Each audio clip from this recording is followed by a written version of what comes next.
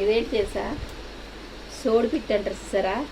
మా సైడు పెద్ద మనిషి అయితే రాగులు పట్టి ఆవిరి మీద ఉడకబెట్టి బెల్లం కలిపి ఈ నువ్వుల నూనె మన ఊరి నుంచి తీసుకొచ్చి ఇంకా దీనికోసం తీసుకొచ్చాను. ఈ నువ్వుల నూనె వేసి ఇలాగా బాగా పిసికి వంటలు చేసి అయితే పెడతారండి. నడుముకి బలం కదా మాకైతే ఇది కంపల్సరీ పెడతారు. ఇంకా అందుకనే నేను ఇది మన రాగిలు పట్టించి పిండి ఉంది, రాగి పిండి ఇచ్చి ఉంది.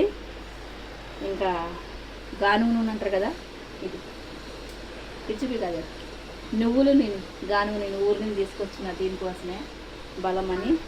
అంటే పెట్టేటప్పుడు తీద్దాం అనుకున్న వీడియో ఏం లేదండి, వాటర్ కలిపేసి పిచ్చిపి కదా స్ట్రైట్ కలిపేసి ఒక క్లాత్ కట్టి దాని మీద వేసి ఉడకబెట్టడం ఇలాగా. ఇలాంటి దాంట్లో క్లాత్ కట్టి ఆవిరికి ఉడకబెట్టేసి అది ఉడికింది ఇలాగ బెల్లం తురుముకొని ఇంకా గానుగ నూనె వేసుకొని తింటే అయితే సూపర్ ఉంటుందండి. చాలా టేస్టీ బలంకు బలం. మీలో ఎంతమంది తెలుసు ఈ చోడు పిట్టి కామెంట్ చేయండి. ఓకేనా ఫ్రెండ్స్, నాకైతే తెలుసు చాలా టేస్టీగా ఉంటుంది. గుర్తుకొస్తున్నాయి చిన్నప్పుడు తిన్నాయి. పట్టుకో, చేత పట్టుకో. ఇలా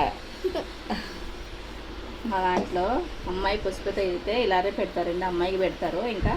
ఇంకా ఎవరైనా వస్తారు కదా వాళ్ళందరికీ ఇలా లడ్డూలు చేసి ఒక్కొక్కటి చేతులు ఎత్తిస్తారు.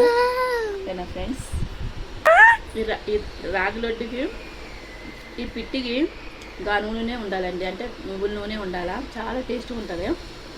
నెయ్యి చేసినా కూడా అంత టేస్ట్ ఉండదు, చాలా బాగుంటుంది. తప్పకుండా ట్రై చేయండి. ఓకేనా ఫ్రెండ్.